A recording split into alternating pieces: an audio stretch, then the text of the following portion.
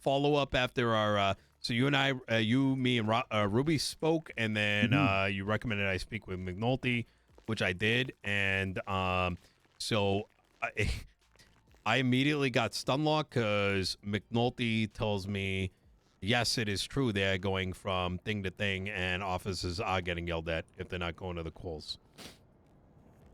So then, I mean, they probably are, but at least.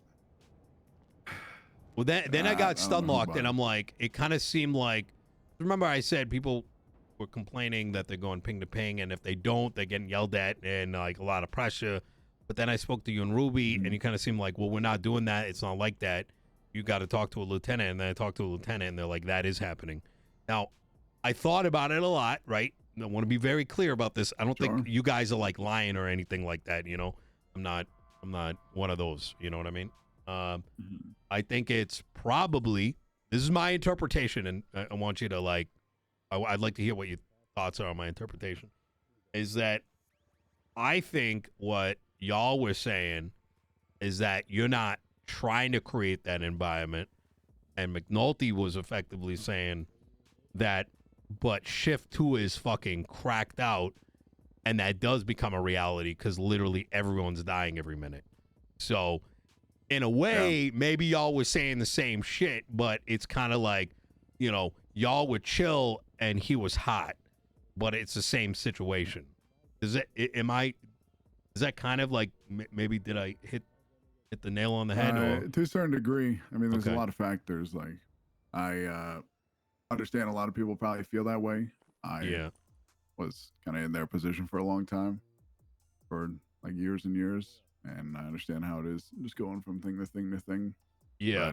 But okay. There's not like a strict directive from us as high command for them to be doing that, and like people to be enforcing, like constantly going from thing to thing to thing to thing to thing.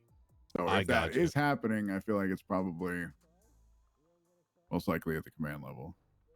Yeah. Because we're pretty much all in agreement on like not really forcing people to go to every single little thing. I got you. All right. That makes sense. I don't know. I don't want to come across as like I'm telling you guys how to do your job or whatever. Ultimately, at the end of the day, right? For me, I'm going to be transparent with you, right, Beric? Holy fuck. My last couple days have been something else, right? Yeah, I imagine so. Like watching, I just wanted to push some legislation, and then the government split in half, and now there's two mayors. And I'm like, all right, I'm gonna run because who else is gonna fucking do it? Hoping that someone else is gonna run that might be able to at least somewhat carry the torch. And when I say carry the torch, right? Here's my fear, and maybe this is like in like a stupid way of thinking. Is my fear is someone gets that position, and they're just like, fuck it, you know what I mean? No structure in place. Legislation either isn't getting passed or we're getting a bunch of bozo shit getting passed, right? And even though there's an avenue by which someone can get pulled out, that doesn't change the damage that might be taking place over God knows how long, right? So now that I think about it, actually, I probably, I can see where. So, like, we never have pushed for people to kind of like, air quotations, like constantly get off their ass and, constantly do things. Like, it's very normal. Some people need a break, if they went to like 3 calls in a row and stuff like that, and they just need a moment to kind of chill. When Max became commissioner, he like probably like 4 or 5 times a shift was going around Mission Row and just checking on every single little thing that every single person is doing, and just trying to kick them out there out on patrol. So I imagine that's probably where this kind of mindset was developed, or belief. Yeah. That's or it's literally Bones is 301 right now. Wait, what'd he say? Get the fuck out there, don't. He said if you're at MRPD and not doing anything, get out or go off duty. So that's probably where, Jesus Christ. It's like, you got the mom and the dad and the deputy mom and the deputy dad. Jesus fucking Christ. It's hilarious timing, to be honest. Yeah. Yeah, like I was saying, you know, like this isn't I don't want to like come off with the impression like I'm coming down like being like trying to evaluate you guys, because that's not my intention. I have a genuine like bit of anxiety in me that if I win, I got to pick a chief of police within like 2 days. You know what I mean? And the last thing I want to do is end up fucking everybody over and saying, this is the guy. You know what I mean? Because I'm not worried about legacy or any of that bullshit. You know what I mean? But I do recognize that if the PD fails, the city fails. Yeah. And I don't think you're going to find anybody that disagrees with that. Yeah.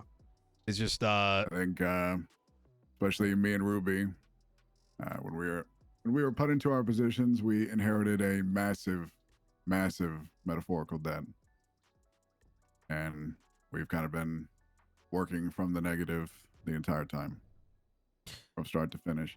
And then that work was kind of paused and put on hold when Max started doing his whole thing. So a lot of what we wanted to do didn't really matter in a lot of ways. Yeah, you go from his, you know, the kitchen, and as you're about to prepare, you get another chef come in and be like, oh yeah, you guys are my sous chefs, by the way. Yeah. I can understand that. Which I understand, you know, everybody's welcome to their opinion in terms of like the jobs that certain people do and stuff like that. That is up to them. I am no stranger to that. But at the same time, I know that I'm doing, as I do every day, every action that I take is in the best interests of not me, not Ruby, not the rest of High Command, but just for the PD as a whole. And I spend a majority of my time, as much as I'd rather be doing other things, hearing people out that relatively, I would say most people don't, and just trying to improve relations so more people don't get hurt. Because if there's nothing worse for people in general across the board. This is why I like Beric. Even cops or, you know, criminals, like their frustrations and stuff like that, not being heard or aired out or listened to. There's nothing worse than that. You can take, like, a perfect example is this kind of like, hold on. Sorry. Yeah. Yesterday, there was like a whole kind of big stir up between Croc and some members of CG, as you know, as usual. The day ends in Y, so something like that is going to happen. Yeah. But I feel that it's very important in those kind of situations to kind of reach out to these people so that they can air out their frustrations, because otherwise they're going to air it out in a completely different way, and it's not going to be productive for anybody. And I it's always strange, right? Because I mean, I'm not a felon. I genuinely haven't even hidden myself doing crime. But as someone who's not a police officer saying, I feel like that is the right thing to do. I know that can come across a certain way because, of course, you know, Nino's going to say that. He's not a cop, right? But the thing is, and this is what I respect about you, Beric, is it's that big a picture, right? We're in Los Santos. We're not in fucking New York, right? Like, in New York, because motherfuckers are going to be facing, like, fucking 5 years in prison. In Los Santos, they're coming out in a couple hours, right? Exactly. And if you think people can't go acquire another gun, they're going to get another gun. So it's not a matter about, like, okay, you caught him, it's over. No, it's you're looking at the bigger picture, the rest of the day, the rest of the week, right? And the people that, the civilians, I know that sometimes there's a feeling that maybe they're not out there, but the ones that are negatively affected as a consequence. I mean, I spent years in a time zone where everything that we dealt with was because of the things that happened in the other shifts and their decision making, and how it impacted the other times and everybody else within the department was never taken into consideration before acting. Yeah. Now, I will acknowledge to a lot of people, it's probably a fault in terms of like, instead of just immediate decision making, hearing everybody out and making the best decision possible based on all the information presented. But I will never see it that way. And I firmly don't believe that. I can understand people's perspective on that. Because some people just want, like, right now, this to be done, regardless of right or wrong, regardless of how it impacts people across the board, regardless of all the impacts that it could have a week from now, a month from now, a year from now. And I sat behind so many people that did that, that I just would rather learn from their mistakes than follow them in those footsteps. Yeah. I told you that, like, yesterday, you know, my general plan, it's changing constantly. So, like, even if I say something, I'm not, if it ever looks like I'm doubling back, it's mostly because I'm literally, like, every day reevaluating decisions and, like, you know, because I'm genuinely trying to think about how the mayorship's going to look like. Because even I don't have all the answers, right? We don't even have the Constitution until tomorrow, right? I don't want the mayor, for example, to have the power because I don't want the last 6 months Redux Part 2, right? Yeah, I mean, that's, like, yeah, exactly how it was prior. I know in my heart of hearts, I ain't going to go, like, get rid of terrorism and all this other crazy shit because it's not good for anybody, right? Everything's going to fucking burn down. In the same vein, there is that feeling of responsibility that if I do get that mayorship, I got to put a structure in place that is proven to work at least to a degree so that the next mayor can be successful and there is some level of internal checks and balances. But who fucking knows, right? 3 months could go by and, you know, it could all turn into one big, there could be a governor for all we know, you know? But the reason Sorry? So it's hard to know, especially these days. Yeah, it's very hard to know. So it's kind of evaluating what is feasible and what would someone make sense. And so right now, kind of where's where my mind's been is, you know, I've been poking folks trying to get my best assessment, the best I can get as someone who's not in the police department, as to what is working and what isn't working. And I'm getting you know, good feedback. Obviously, it doesn't give me the whole picture, but at least, like, you know, it's kind of like, imagine, like, you know, I may not know how the pizza looks like, but at least I'm starting to get an idea where the edges of the crust are. The ingredients right? and stuff, Yeah. Yeah, I mean, I'm not going to sugarcoat it. Things are not perfect, nor will they ever be. No. As nobody is. And if they would like to pretend that they are a fraction of the person that they truly believe that they are to be. But, you know, our focus, pretty much getting into all this was just to improve numbers and get more people out there.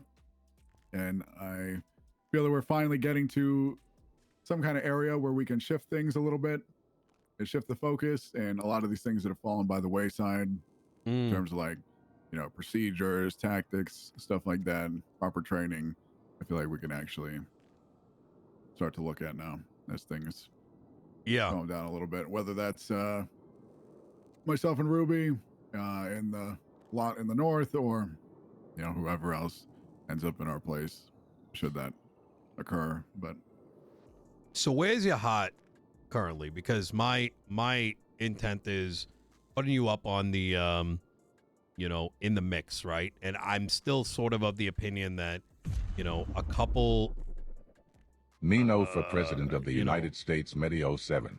I'm still of the general opinion that, you know, there should be 3, let's say, potential chief of police, you being one of them, because I think someone who was in that position should be given that opportunity, right? And then letting the, where I'm kind of thinking about it is, like, you know, put the potentials up, like, here's who I think would work, and then letting any officer who's been a cop for enough time within the LSPD already to then make the vote, because they know the culture the best and what they align with. But even in my mind, when I ask myself the question, well, what is Los Santos going to look like, right? Because there's going to be the legislation, right? The stuff that's law in Los Santos, but not necessarily in Blaine County, right? What is that going to look like? But then what is the PD going to look like, right? Because in a way, that alignment of how order in the city is, how, like, where does it... Let me give you an example, right? Los Santos could potentially be extremely laxed, where there is an expectation that some people might get murked. I'm being very transparent with you, by the way. I'm not probably going to tell this to anybody else. These are just genuine things going through my mind, not saying they're going to happen. But what if there is not enough resources to protect everybody? And that some sacrifices might need to be made, which mean less calls. But if the positive of that was that you have a police force that is able to say, you know what? We've got 5 robberies in progress, right? But we've got one, like, gang shootout. And if that gang shootout was higher priority, you focus that, you complete that, and you actually just look the other way. Now, that's going to, in a moral sense, temporarily look pretty shitty, but you're dealing with Iraq. You get what I'm saying? Like, this is Iraq. This ain't fucking New York, right? And I mean, that was, again, like I mentioned yesterday, that was our kind of initial idea, as we wanted to focus on primarily any kind of situation where somebody's life is at risk or somebody's life might have been harmed. That was what we wanted to put our focus into, and that was the vision that we wanted to push forward. And that got like axed as soon as the quota system came in, like a week later, because the quota system was something that everybody had to do if they wanted to fix like our pay problem. And on top of that, it just pushed everybody in the opposite direction from what we were trying to steer them, because the direction that they wanted to steer us is, you know, this kind of massive, basically just hard ass military force from like years past. I get what you're saying. Just like a care in the world. The thing is, like, just from the outside perspective, to me, like, you know, hearing from other offices, and like I said, I haven't been speaking to the bozos, you know.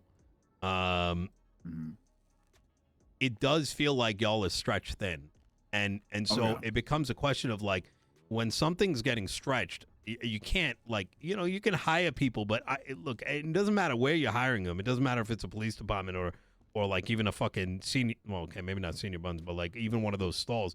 It's going to take a while for them to be effective.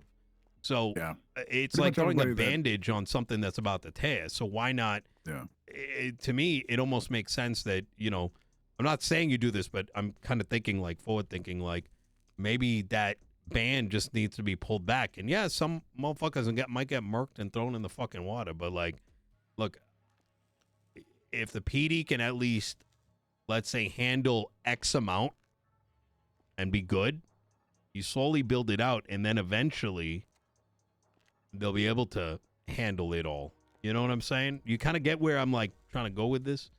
Yeah, I think it's the exact kind of vision that everybody wanted to push forward, and it just kind of got pushed by the wayside. Just said, here's a bunch of, we need you doing all this shit. And in reality, it's just not there. Stuff like that, and this, that, and the other. Yeah. Okay. What do you think, like, how do you think most of the PD would feel if that's kind of the direction, right? It's going to feel more laid back, and it might feel like, well, there's another body, but, like, at the end of the day, what the fuck are you going to do? You got to save one or the other. You can't. It's like, you ever heard that problem about there's a railroad track, right? And it's about to drive head on into another train full of passengers. And hold on a second. Sorry. Yep. What's up, Ruby?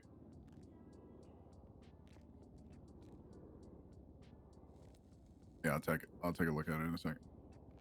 Yeah. Later. So I forgot what it's called, but it's like one of those, like, moral questions where you're a train operator, right? You're on a train, it's going 150 miles an hour. and all of a sudden you see another train that's coming. That's crazy. I hear a train right now in the background.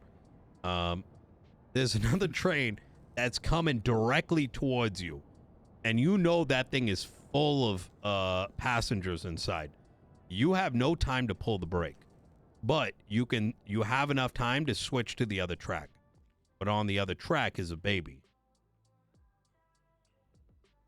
Are you gonna crash into? You're gonna crash into the fucking one with all the people inside, or are you gonna go run over the baby? Which one are you gonna choose?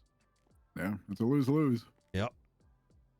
Gotta pick your battles, unfortunately. Yeah. Well, Beric, I don't want to take up too much of your time. This has been a good convo, you know. It's giving me some insight on things. But yeah, I mean, one way or another, regardless of what happens, I'm gonna keep doing my thing. And if people in general or yourself, depending on how you want to do things, believe that me being in this position is the best for I think everybody, then I will continue to do so. But I'm gonna be that guy and say independently the offices, regardless of whether you're Blaine County or not, or whether you're whoever wins, both PDs are changing.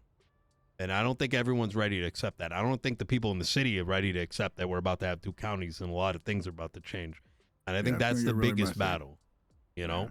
I know people, I'm sure there's a lot of people that want things to just remain so they can do their day-to-day, but changes are coming. And, personally, I think it's a opportunity to kind of start anew. And, it's going to take a little while, but, So which one would you go? Would you take the baby or the full train? What would you pick? Full train. Take the train, not the kid? You mean save the train? Yeah. Oh yeah. Are you gonna save the full train of people, or you're gonna save the baby? Save the full train of people. Oh yeah, I do the same thing. I mean, kid probably doesn't even know what's happening. You know what I'm saying? I mean, I'm not gonna go down that path. That's like a dangerous road to go down. But I don't think so. I mean, it's like, look, it sucks for the kid or whatever, but like that's like a whole lot of lives, versus one. Yeah, I mean, it's just as MJ said. Fuck them kids. All right.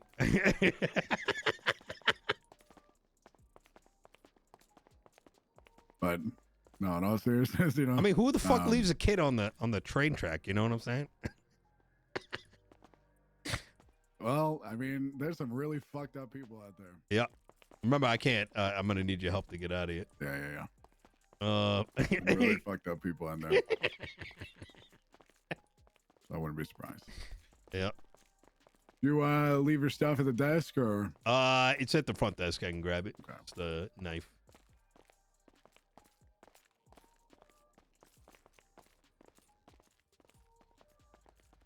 All right.